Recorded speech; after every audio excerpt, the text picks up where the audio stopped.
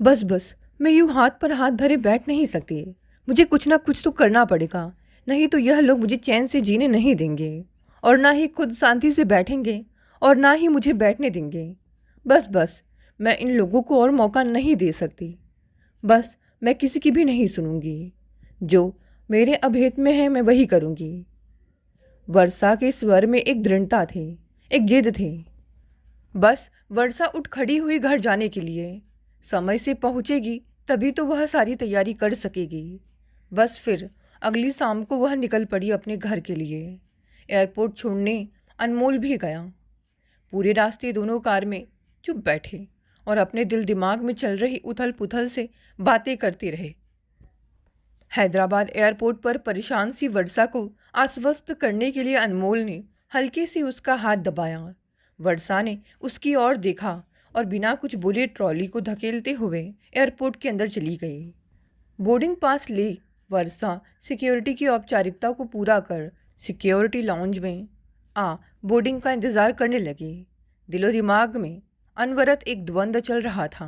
अनेक भाव आ जा रहे थे जो मन को मथ रहे थे। नहीं, अब और नहीं। एक पल यह विचार दृढ़ता से दस्तक दे रहा था तो अगले ही पल आशंका अपने पांव जमाने लग जाती। दिमाग के हाथों कमजोर हो दिल प्रश्न करने लग जाता, क्या यह ठीक होगा? कसमकस इतनी बढ़ गई कि सीट पर बैठना मुश्किल हो गया। बेचैनी से इधर उधर चक्कर काटने लगी। तभी बोर्डिंग की सूचना घोषित हुई और सभी गेट की ओर चल दिए। कानपुर एयरपोर्ट से टैक्सी से घर आते हुए भी बेचारों ने साथ ना छोड़ा। बिना किसी सूचना के घर जा रही थी। जैसे ही टैक्सी मुख्य सड़क से घर की लेन की ओर मुड़ी, वर्षा का दिल जोरों से धड़कने लगा। टैक्सी से बाहर निकली ही थी, अनमोल के पापा बगल के त्यागी अंकल के गेट से बाहर निकलते दिखाई दिए। वह बच के निकलना चाहती थी कि अनायास ही अंकल की नज़र वर्षा पर पड़ गई। अरे बेटा, कैसी आई? 10 दिनों पहले ही वर्षा रूपाली की शादी में शामिल हो वापस हैदराबाद गई थी। इसीलिए थोड़ा अचंभित होते हुए अनमोल के पापा बोले, बस अंकल ऐसे ही। मस्तिष्क में उमड़ रहे झंझावतों को थामते हुए वर्षा उनके पैरों में झुक गई। आशीर्वाद की झड़ी लग गई। वर्षा से 8 साल छोटी और सबकी लाडली बहन प्रिया ने बालकनी से अपनी दीदी को गेट के अंदर आते देखा तो सुखद आश्चर्य से भर गई। तेजी से सीढ़ियों से उतर वर्षा से लिपट गई। वर्षा ने प्यार से प्रिया को अपने आगोश में ले लिया। मम्मी पापा वर्षा को अपने सामने देख खुश कम हैरान ज़्यादा हुए। पापा को प्रणाम कर वर्षा जोर से मम्मी के गले लग गई। बीती कुछ घटनाओं को स्मरण कर माधुरी वर्षा का यह रूप देख क्षण भर के लिए विस्मित हो गई। दादी के पैर छुए तो उन्होंने स्नेह से वर्षा को गले लगा लिया। लंच के बाद शाम की चाय का समय भी हो गया। अनमोल के सामने जो साहस वह दिखा रही थी वह मम्मी पापा के सामने पस्त होने लगा। रात में चारों खाना खा ही रहे थे कि हनीमून पर मालदीव गई वर्षा से 2 साल छोटी बहन रूपाली की वीडियो कॉल आ गई मम्मी के फ़ोन पर। प्रिया ने मम्मी के हाथ से फ़ोन ले खुशी से चिल्लाती हुई बोली, हाय दी, कैसा है मालदीव? दिन में कॉल करती तो हम भी वहाँ की सुंदरता को देखते। जीजू कहाँ हैं? क्या कहना है साली साहिबा को अपने जीजू से? विनीत को देख प्रिया उछल गई। बातूनी प्रिया फ़ोन छोड़ने का नाम ही नहीं ले रही थी। तीनों की चुहलबाजी हंसी ठहाके जब ख़त्म होने का नाम ही नहीं ले रहे थे तो मम्मी ने टोक दिया, हमें भी रूपाली और विनीत से बात करने दे। अच्छा दी जीजू, बाय बाय। मेरे लिए पर्ल सी सेल्स से बना नेकलेस जरूर लाना वहाँ से।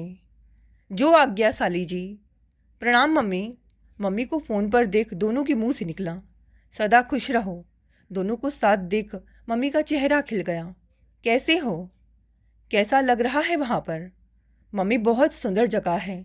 समुद्र का नीला पानी, सफ़ेद रेतीले बीच और चारों ओर कुदरत का इतना खूबसूरत नज़ारा मैंने पहले कभी नहीं देखा। रूपाली धारा प्रवाह बोले ही जा रही थी। मंत्रमुग्ध माधुरी ने दोनों को ढेर सारा आशीर्वाद देने के बाद फ़ोन पापा को पकड़ा दिया। प्रणाम पापा। थोड़ी देर उनके हाल चाल पूछ पापा ने कहा, ये लो अपनी बड़ी दीदी से बात करो, हैदराबाद से आज ही दिन में पहुंची है। वर्षा को घर पर देखकर रूपाली चौंक गई। खुशियों से ओतप्रोत सहज गति से चल रहा वार्तालाप एकाएक भारी हो गया। बातचीत ने औपचारिकता का आवरण ओढ़ लिया। वर्षा ने फोन पर जल्दी ही दोनों को बाय कह वातावरण को बोझिल होने से बचा लिया। फोन बंद कर वर्षा की नज़र एकाएक टेबल पर खाने को समेटते मम्मी के चेहरे पर तनाव की उभरती रेखाओं पर पड़ी। मैं कुछ मदद करूं? नहीं, रूखा सा उत्तर दे मम्मी और कस कर टेबल साफ करने लगी। दीदी आओ ना देखो। छोटी दीदी और जीजा जी ने मालदीव की ढेर सारी पिक्स भेजी हैं। हाथ में मोबाइल पकड़े खुशी से उछलती प्रिया वर्षा को खींचने लगी और अपने कमरे की ओर। एग्ज़ाम सिर पर और इसे मस्ती सूझ रही है, जा जाकर पढ़ाई कर।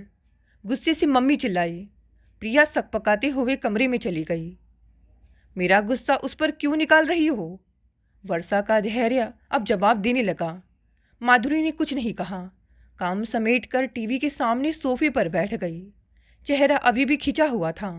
विकलता रिमोट से टीवी के चैनल पर चैनल बदलने से स्पष्ट दृष्टिगोचर हो रही थी। वर्षा कुछ देर तक मम्मी के चेहरे पर उभर आए उतार चढ़ाव को तौलती रही, फिर चुपचाप उनके पास आकर बैठ गई। मम्मी, आप मेरा साथ नहीं दोगी तो कौन देगा? माधुरी के कंधे पर सिर रख एक उम्मीद से वर्षा बोली। वर्षा के स्पर्श से क्रोध से तनी आंखों में आंसुओं की जलधारा बहने लगी। मम्मी प्लीज़ फिर से शुरू मत हो जाना, खींचती हुई वर्षा बोली। कितना परेशान करेगी हमें? ऐसा तो नहीं है कि मैंने कोशिश नहीं की। आपके बताए तीनों लड़कों से मिली थी, लेकिन क्या कमी थी उन लड़कों में? हम रूपाली से पहले तेरी शादी करना चाहते थे। आंसुओं से लबालब हो गई आंखों को पोंछती हुई माधुरी बोली। मैं अनमोल, खबरदार जो उसका नाम लिया तो। माधुरी की तेज आवाज़ सुन पापा और प्रिया अपने अपने कमरे से बाहर आ गए। देखा इसको, अभी भी इसके सिर पर उस लड़के का भूत नहीं निकला। पति को देख माधुरी जोर से बोली। अब तो वर्षा भी आवेश में आ गई। गुस्से से पैर पटकती हुई अपने कमरे में चली गई। चुपचाप बिस्तर पर जाकर लेट गई। फ़ोन की घंटी बजी। देखा अनमोल का फ़ोन था। अनमोल का फ़ोन बार बार आकर बजता रहा। वर्षा फ़ोन को बजते देखती रही। क्या कहे अनमोल से? कितना मुश्किल है अपनों से लड़ना। कौन कहता है कि समाज बदल रहा है, दृष्टिकोण बदल रहा है, परंपराएं बदल रही हैं? कुछ नहीं बदला। अभी भी लोग उसी युग में जी रहे हैं। ऐसा नहीं कि अनमोल कोई अपरिचित था उनके लिए। वर्षा और अनमोल के पापा सिर्फ पड़ोसी ही नहीं, बिजनेस पार्टनर भी हैं। आर्थिक रूप से देखा जाए तो अनमोल के पापा का पलड़ा भारी है। देखने में सुदर्शन, पढ़ाई में मेधावी, खेल में अव्वल, स्वभाव से विनम्र, अनमोल का नाम हर समय उनके घर में गूंजा करता था। वर्षा के मम्मी पापा जब तब उन तीनों बहनों पर तंज कसते रहते थे। अनमोल को देखो, अनमोल ये, अनमोल वो। उस दिन जाकर वर्षा के माता पिता की जबान बंद हुई जब वर्षा ने भी अनमोल के साथ एग्ज़ाम पास किया। दोनों परिवारों में खुशियाँ छा गई। घर से दूर दोनों के माता पिता एक साथ उनको छोड़ने गए थे। उस अनजान जगह, अनजान परिवेश में अपनी बेटी के लिए वर्षा के माता पिता को अनमोल ही एकमात्र सहारा नजर आ रहा था। माधुरी के अवरुद्ध कंठ से निकल गया था। अनमोल बेटा, वर्षा का ख्याल रखना। घर से पहली बार बाहर निकले दोनों के लिए उस अनजान माहौल में रहना सरल ना था। छोटे से कस्बे से निकले दोनों तेलंगाना राज्य के ऐतिहासिक व सांस्कृतिक शहर में आकर अजीब से एहसास से भर गए। इंस्टीट्यूट का विशाल परिसर, भिन्न भिन्न राज्यों से आए बच्चों के बीच में वे दोनों अपने में सिमट गए। भाषा, खाना, पढ़ाई का दबाव, इंस्टीट्यूट के कड़े अनुशासन से घबरा गए दोनों। कई बार तो घर वापस जाने का विचार उनके जहन में उतरा। बहुत समय लगा उनको वहाँ के परिवेश में ढलने में। जानते तो दोनों एक दूसरे को बचपन से थे, लेकिन करीब से पहचानने का अवसर दिया इस इंस्टीट्यूट ने। कितने ही ऐसे क्षण आए जब वे कमज़ोर पड़े, कभी शारीरिक रूप से तो कभी भावनात्मक रूप से। उन कमज़ोर पलों में एक दूसरे की ताकत बन उभरे दोनों। आहिस्ता आहिस्ता प्यार दोनों के बीच कब चुपके से अपनी उपस्थिति दर्ज करा गया, उन्हें पता ही नहीं चला। एक अनकही सी रुमानियत उन पर छाने लगी। प्यार के सतरंगी एहसास में दोनों डूबने लगे। एक दूसरे की फिक्र करने के साथ साथ एक साथ वक्त गुजारने की ख्वाहिश बढ़ने लगी। कोर्स खत्म होने और नौकरी लगने तक वे ताउम्र एक साथ रहने के निर्णय पर पहुंच गए। यह भी एक संजोग था कि नौकरी दोनों को एक कंपनी में ही एक ही शहर में मिल गई। कोर्स पूरा होते ही दोनों हैदराबाद आ गए। एक दूसरे के बिना वे कितने अधूरे थे, इसका एहसास तब और शिद्दत से महसूस हुआ जब कंपनी ने एक प्रोजेक्ट के सिलसिले में अनमोल को मुंबई भेज दिया। वहीं ऑफिस था, वहीं फ्लैट और वहीं शहर, लेकिन वर्षा के लिए सब जगह एक शून्यता व्याप्त हो गई थी। अनमोल, कब वापस आओगे? एक दिन उदास स्वर में वर्षा ने फ़ोन पर कहा। पता नहीं, बहुत काम है। लगता है 2-3 महीने मुझे और रहना पड़ेगा मुंबई में। अनमोल की बातें सुन वर्षा का दिल डूबने लगा। किसी की इंतज़ारी में समय कितना बड़ा लगने लगता है। 2-3 महीने 2-3 साल के बराबर लगने लगते हैं। 2-4 महीने बाद जब अनमोल प्रोजेक्ट पूरा होने पर वापस आया तो वर्षा को ऐसा लगा मानो उसकी ज़िंदगी वापस आ गई हो। वर्षा, मैंने तुम्हें बहुत मिस किया मुंबई में। मैं अब और इंतज़ार नहीं कर सकता, अनमोल ने वर्षा को आगोश में लेते हुए कहा। अनमोल की बातों ने वर्षा को और भी बेचैन कर दिया। दिल में असंख्य तार झंकृत हो गए।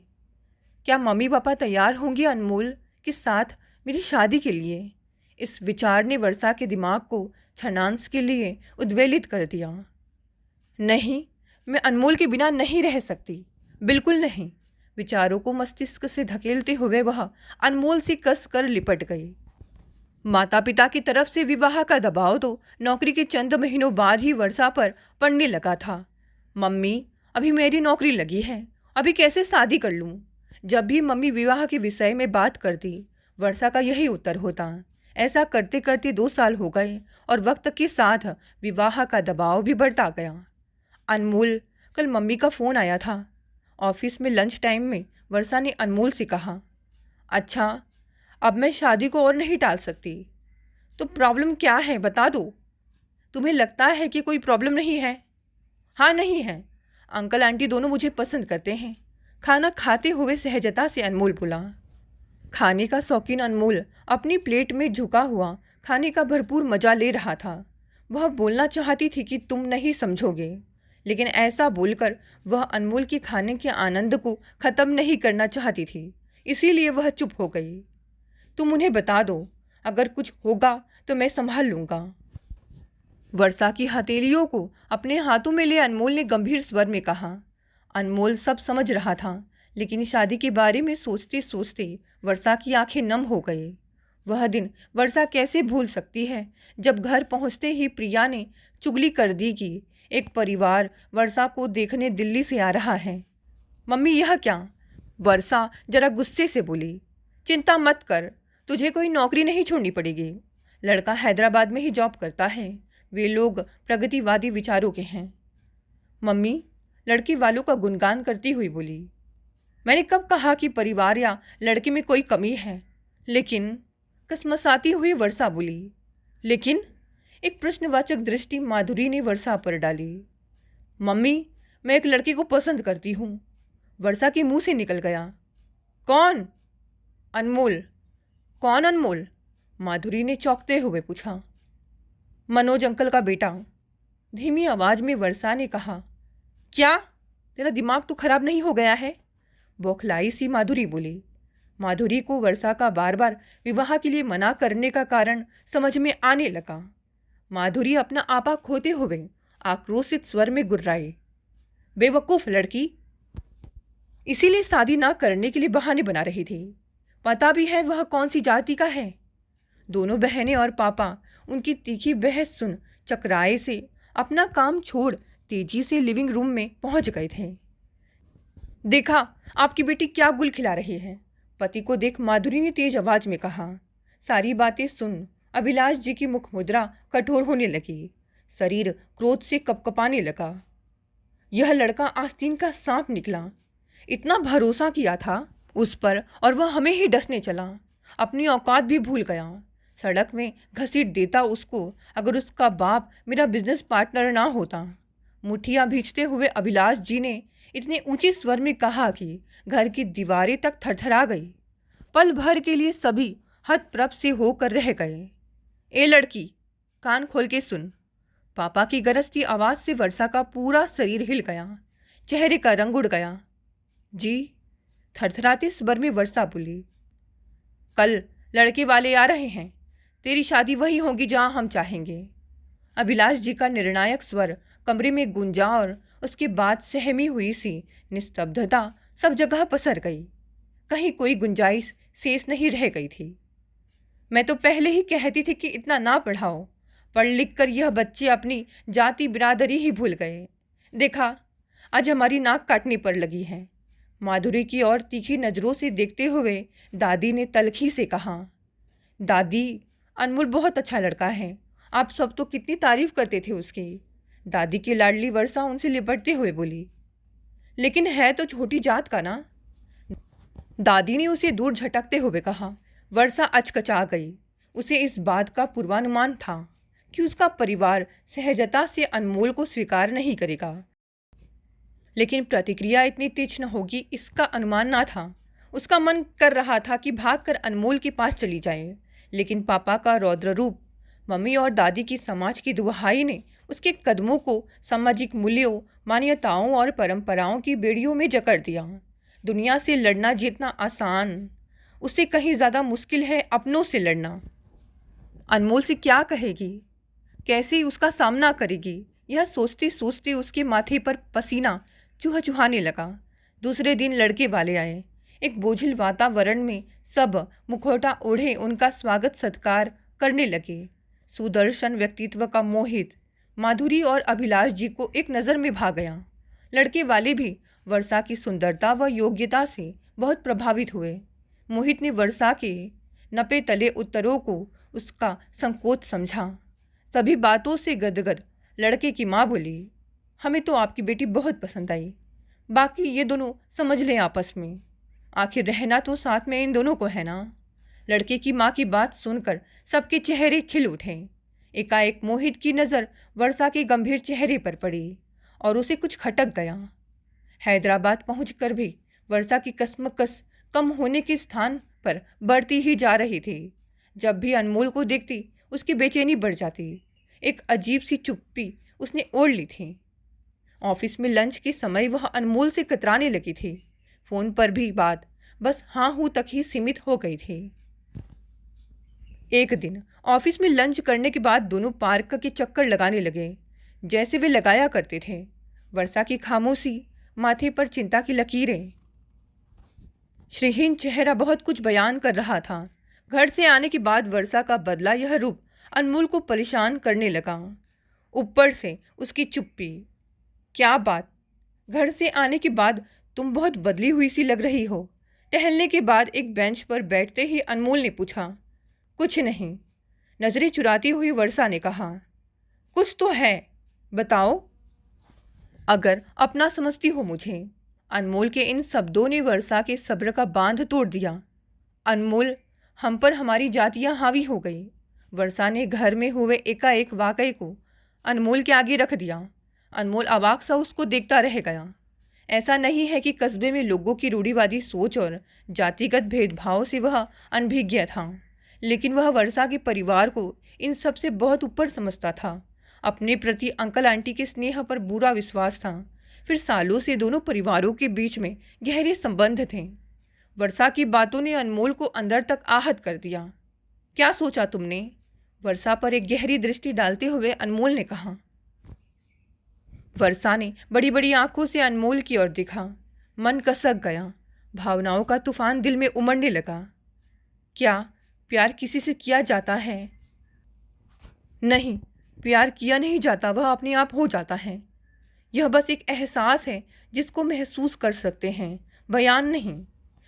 मैं तुमसे बहुत प्यार कि एकाएक मम्मी पापा दादी की कठोर छवि आंखों के आगे उभर आई और घबराकर उसके मुंह से निकल गया। परिवार के विरुद्ध जाने की मेरी हिम्मत नहीं है। अनमोल हतप्रभ होकर रह गया। अविश्वास से वर्षा को एकटक देखता रहा। जबान निशब्द हो गई। दोनों के बीच एक सन्नाटा व्याप्त हो गया। यह उनकी पसंदीदा जगह थी, जहाँ वे घंटों बैठे दिन दुनिया से बेखबर एक दूसरे में खोए बातें करते रहते थे। आज उसी जगह में देर तक दोनों खामोशी से बैठे, बस अपनी धड़कनों को सुनते रहे। लगता है जैसे दोनों के बीच कुछ कहने के लिए शेष ना रह गया हो। आखिर जब और बैठना मुश्किल हो गया तो अनमोल अपनी कुर्सी से उठते हुए बोला, मुझे तुम्हारे निर्णय का इंतजार रहेगा। वर्षा कुछ नहीं बोली। आंखों में उतर आए आंसुओं को बरबस रोक दे हुए उसके साथ ऑफिस की ओर चल दी। सगाई का दिन निर्धारित हो गया। विवाह की तिथि पक्की करने के लिए अभिलाष जी ने लड़के के पिता को फ़ोन किया। कुछ भी तय करने से पहले आप ज़रा एक बार बेटी वर्षा से विवाह के लिए पूछ लें। लड़के के पिता की बातें सुन अभिलाष जी स्तब्ध रह गए। नहीं नहीं, वर्षा से क्या पूछना, अभिलाष जी ने अचकचाते हुए कहा। कल मोहित का फ़ोन आया था, वह बहुत उदास लग रहा था। कह रहा था कि पापा, वर्षा श्योर नहीं है विवाह के लिए। चिंतित स्वर में मोहित के पापा बोले। मोहित को अवश्य कोई गलतफहमी हुई होगी। बात को संभालने की कोशिश करते हुए अभिलाष जी बोले, मैं सोचता हूँ कि हमें बच्चों के साथ कोई ज़बरदस्ती नहीं करनी चाहिए और इस बात को यहीं पर ख़त्म कर देते हैं, कहकर उन्होंने फ़ोन नीचे रख दिया। क्रोध, अपमान, क्षोभ से अभिलाष जी का पूरा चेहरा तमतमा गया। उसी समय वर्षा को फ़ोन लगाया। तूने मोहित से क्या कहा कि उन लोगों ने रिश्ता करने से इनकार कर दिया? पापा, भयाक्रांत वर्षा की आवाज़ गले में अटक गई। मैंने पूछा, क्या कहा? इस बार और सख्त आवाज़ में अभिलाष जी ने पूछा। पापा, मुझे यह विवाह नहीं करना। हिम्मत जुटाती हुई वर्षा बोली। चुप! अभिलाष जी की दहाड़ती आवाज़ सुन घबराई हुई सी माधुरी किचन से निकल कर आई। क्या हुआ? माधुरी ने घबराते हुए पति से पूछा। इस लड़की ने हमें कहीं मुंह दिखाने लायक ना छोड़ा। मोहित के पापा ने रिश्ता तोड़ दिया। क्या? माधुरी धप से सोफे पर गिर पड़ी। कानों पर विश्वास ना हुआ। तुरंत वर्षा को फ़ोन लगाया। फ़ोन बजता रहा लेकिन वर्षा ने फ़ोन ना उठाया। उसके बाद 2 अन्य लड़कों से भी वर्षा की शादी की बात चलाई। वर्षा ने पूरी कोशिश की माता पिता के बताए रिश्तों से अपने को जोड़ने की, लेकिन हर बार असफल रही।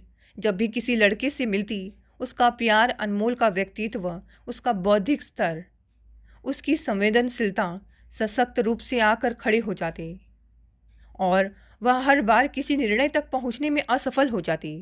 जब वह तीसरे लड़के से मिली तो वह एक निर्णय पर पहुंच गई थी। पूरी रात करवटें बदलते बीत गई। सुबह 5:30 बजे उजाले ने दस्तक दी। यह दस्तक भोर की लालिमा, रात्रि के पहर के बीच जाने का ही नहीं, बल्कि यह दस्तक वर्षा के अंतर मन पर भी थी। एकाएक उसके मन में छाया कुहासा छटने लगा। धुंधला गई मंजिल उसको साफ दिखाई देने लगी। बस अब और नहीं। गहरी नींद में सोया अनमोल को लगातार बजती फ़ोन की घंटी ने आखिरकार उठने पर मजबूर कर दिया। वर्षा का इतनी सुबह फ़ोन देखकर वह चौंक गया। हेलो अनमोल, मैंने फैसला कर लिया है। क्या? जिंदगी भर तुम्हारा साथ निभाने का। एक भर्राया सा स्वर फ़ोन के उस पार से आया और फिर फ़ोन बंद। अनमोल को लगा कि वह कोई सपना देख रहा है। यकीन करने के लिए एक बार अपने मोबाइल को चेक किया। देखा वर्षा की ही कॉल थी। सत्य का आभास होते ही मन में हिलौरे उठने लगे। जहन में विचारों की उड़ाने कुलांची मारने लगी और उन विचारों में तैरते हुए पुलकित हो अनमोल ने मम्मी को फ़ोन लगा दिया। अनमोल के घर पर किसी को कोई आपत्ति नहीं थी। उन्हें तो बस वर्षा के परिवार वालों की सहमति का इंतज़ार था। वर्षा के पापा का अनमोल के पापा से लगभग रोज़ ही मिलना होता था बिजनेस के सिलसिले में, लेकिन इस विषय पर दोनों ने चुप्पी साधी हुई थी।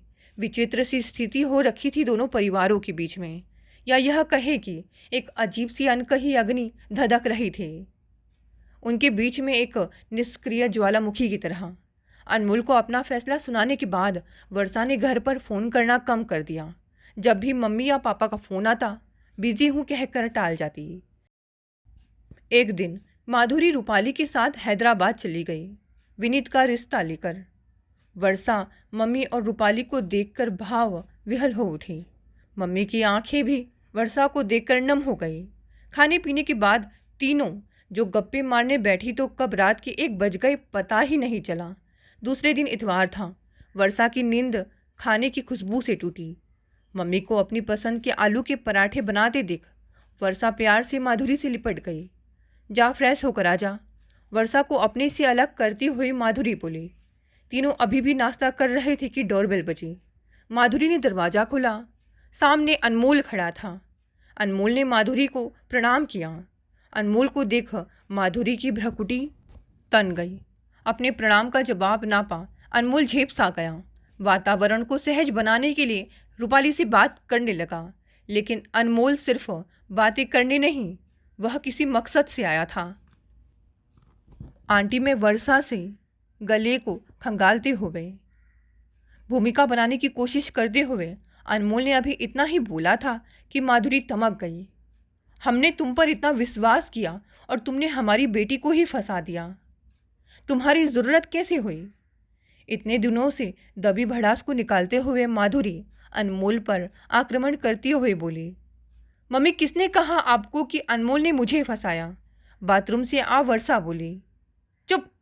माधुरी अपने ऊपर से नियंत्रण खो बैठी। अनमोल को अनाप शनाप सुनाने लगी। वर्षा और रूपाली ने बहुत रोकने की कोशिश की, लेकिन माधुरी थमने का नाम ही नहीं ले रही थी। अनमोल जाओ यहाँ से, वर्षा ने अनमोल को जाने का इशारा करते हुए जोर से कहा। अपमानित सा अनमोल दरवाजे से बाहर निकल गया। पल भर में पूरा दृश्य बदल गया। वर्षा का चेहरा तमतमा गया। रूपाली कभी मम्मी को देखती तो कभी वर्षा को। वर्षा, समझने की कोशिश कर, हम एक छोटे से कस्बे में रहते हैं। अगर तेरा विवाह अनमोल से करते हैं तो हमारी इज्जत खाक में मिल जाएगी। लोग क्या कहेंगे? तेरी छोटी बहनों की शादी होना मुश्किल हो जाएगा। घर के बड़े बुजुर्ग हरगिज राजी ना होंगे इस रिश्ते के लिए। सारी बिरादरी हमारे मुंह पर थूकेगी। रूंधे गले से माधुरी बोली। वर्षा कुछ देर होठ पीछे खामोश से बैठी रही। मम्मी, आप बेकार समय बर्बाद कर रहे हो। मैंने फैसला ले लिया है, बस आपके आशीर्वाद का इंतज़ार है। यह बोलते बोलते वर्षा का स्वर कटु हो गया। मम्मी ने जो शब्द अनमोल को बोले थे वे उसके दिमाग में हथौड़े की तरह बज रहे थे। वह तुझे कभी नहीं मिलेगा, तिलमिलाती हुई माधुरी चिल्लाई। क्यों? माधुरी वर्षा की बगावती तेवरों को देख हैरान रह गई। रूपाली भी वर्षा का यह रूप देखकर सिहर उठी। वातावरण बेहद तनावपूर्ण हो गया। जाने वाले दिन वर्षा खामोशी से उनको तैयार होती देखती रही। दीदी, एक बार सोच लो, विनीत बहुत अच्छा लड़का है। वर्षा के मुंह से कुछ ना निकला। प्यार से रूपाली के सिर पर हाथ फेरते हुए उसकी आंखें नम हो गई। एक खदबदाते सन्नाटे के बीच मम्मी और रूपाली कानपुर के लिए निकल गई। मम्मी, पापा और वर्षा के बीच बातचीत बिल्कुल बंद हो गई थी। एक दिन प्रिया का फ़ोन आया कि रूपाली की सगाई हो गई है विनीत के साथ और अगले महीने शादी है। विवाह की खबर सुन कहीं कुछ दरक गया वर्षा के दिल में। मम्मी पापा तो छोड़ो, रूपाली ने भी इतनी बड़ी बात उसे ना बताई। मन में एक तूफान उठ गया। क्या मैं परिवार के लिए इतनी पराई हो गई हूँ? अरे, मेरी बहन है, यह तो खुशी की बात है। अगले ही पल मन हर्षित हो उठा और उसके हाथ उठ गए रूपाली को फ़ोन करने के लिए। वर्षा ढेर सारे उपहार लिए पहुंच गई रूपाली के विवाह में। विवाह की गहमा गहमी में चर्चा का विषय रूपाली का विवाह नहीं, वर्षा का विवाह था। नाते रिश्तेदारों की फुसफुसाहटों के कारण वर्षा का दम घुटने लगा। अनमोल नहीं आया। हाँ, उसके माता पिता अवश्य आमंत्रित थे। दीदी, मैं आ जाऊँ आपके पास सोने? प्रिया की आवाज़ ने वर्षा के दिलो दिमाग में चल रही ऊहा-पोह को विराम लगा दिया। प्रिया एक छोटे से बच्चे की तरह दीदी से लिपट गई। वर्षा ने प्यार से उसे निहारते हुए पूछा, फिर स्नेह से उसको आलिंगनबद्ध कर लिया। वर्षा की आंखों से नींद अभी भी कोसों दूर थी। कल सुबह हैदराबाद वापस जाने से पहले अपना निर्णय सुनाना था। परिणाम मालूम था, लेकिन यह अंतिम कोशिश तो करनी ही थी। पूरी रात गुजर गई स्वयं से उलझते हुए। भोर के उजाले ने सदैव की भांति दस्तक दी। क्या यह उजाला उसके जीवन में भी दस्तक देगा? पता नहीं, लेकिन आज सामाजिक मूल्यों, मान्यताओं और परंपराओं की बेड़ियां उसके कदम को नहीं रोकेंगी। वर्षा नहाकर तैयार हुई, अपना बैग तैयार किया और कमरे से बाहर आ गई। माधुरी नाश्ता बना रही थी, पापा अखबार पढ़ रहे थे, दादी घर के लॉन में टहल रही थी। दोनों की नज़रें एक साथ वर्षा की ओर उठी। ठहरी और फिर बिना कुछ बोले दोनों व्यस्त हो गए अपने अपने कार्यों में। उन नज़रों में नाराज़गी के भाव को पकड़ने में क्षण भर भी नहीं लगा वर्षा को। हिम्मत बटोरती हुई वर्षा बोली, मुझे आपसे कुछ कहना है। इस बार दोनों की दृष्टि उठी और स्थिर हो गई। वर्षा के चेहरे पर एक प्रश्न उभर गया, उनकी आंखों में। मम्मी, मैं इस महीने की 25 तारीख को अनमोल से कोर्ट मैरिज कर रही हूँ हैदराबाद में। आप तीनों का आशीर्वाद लेने आई हूँ। मम्मी के चरणों में झुकती हुई बोली। मम्मी पीछे हट गई। पापा अवाक से वर्षा को देखते ही रह गए। फिर गुस्से से लपके वर्षा की ओर। तभी माधुरी ने सख्ती से पति का हाथ पकड़ लिया। उस लड़के के लिए तू अपने माता पिता से नाता तोड़ रही है। हताशा से माधुरी बोली। नहीं मम्मी, मैं नहीं। सामाजिक बंधनों में जकड़े आप अपने खून से नाता तोड़ रहे हो। बोलते बोलते वर्षा का स्वर और आंखें दोनों नम हो गए। जानती थी कि निष्कर्ष यही होगा, फिर भी धूमिल सी एक आशा कहीं छिपी हुई थी उसके अवचेतन मन में। निराशा ने उसे घेर लिया। थके कदमों से वह कमरे में चली गई। अनमोल को सारी स्थिति से अवगत कराया, टैक्सी की बुकिंग की। प्रिया सब बातों से बेखबर गहरी नींद में सो रही थी। वर्षा ने एक स्नेह दृष्टि उस पर डाली और बैग उठाकर कमरे से बाहर आ गई। मम्मी पापा दोनों सब काम धाम छोड़ स्तब्ध से सोफे पर बैठे हुए थे। साथ में दादी भी बैठी रही। पापा, 1 बजे को मेरी फ़्लाइट है हैदराबाद के लिए। मुझे अभी निकलना पड़ेगा। 25 तारीख को मुझे आप सबका इंतज़ार रहेगा। दोनों को प्रणाम कर, दादी के चरण स्पर्श कर, तटस्थ स्वर में कह वर्षा घर से बाहर निकलने ही वाली थी कि दादी की पीछे से आती आवाज़ से वह ठिठक गई। रुको! वर्षा ने चौंक कर दादी की ओर देखा। मैं आऊँगी तुझे आशीर्वाद देने।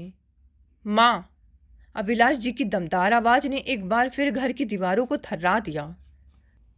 समाज का खोखला पर्दा अभी भी माधुरी के मन मस्तिष्क से हटाना था। एक जमाना देख चुकी दादी ने अपने बेटे की ओर उन्मुख हो डूबे स्वर में कहा, बेटा, इतने वर्षों में मैंने बहुत से परिवारों को समाज और लोगों के दबाव में आकर टूटते बिखरते देखा है। एकाएक उनकी आवाज़ बुलंद हो गई। पता नहीं कहाँ से उनकी जर्जर काया में इतनी ताकत आ गई। कान खोलकर सुन लो, जिस समाज की तुम दुहाई दे रहे हो वह विपत्ति आने पर कभी तुम्हारे काम नहीं आएगा। काम आएगा तो तेरा अपना खून, जिसकी खुशियों को तू रौंद रहा है। क्या कमी है अपने अनमोल में? बोलते बोलते दादी की सांस धौकनी की समान तेज चलने लगी। स्वर में एक उत्तेजना आ गई। फिर माधुरी की ओर रुख करती हुई बोली, और हाँ, लोग तो तब बोलेंगे ना जब हम उन्हें बोलने का अवसर देंगे। माँ का यह रूप माधुरी और अभिलाष को हतप्रभ कर गया। वर्षा दादी को विस्मय से देखती रह गई। हर्षातिरेक से उसके आंसू बह निकले। दादी! भावावेश में दादी से लिपटती हुई अवरुद्ध कंठ में बस इतना ही निकला वर्षा के मुंह से। वर्षा का भारी हो गया शरीर उस क्षण फाहे के समान हल्का हो गया। दोस्तों, ये कहानी यही समाप्त हो गई। कहानी पसंद आई तो इसे लाइक, शेयर और कमेंट करें। नए हैं तो चैनल को भी सब्सक्राइब कर लें। धन्यवाद दोस्तों, मिलते हैं कल एक नई कहानी से।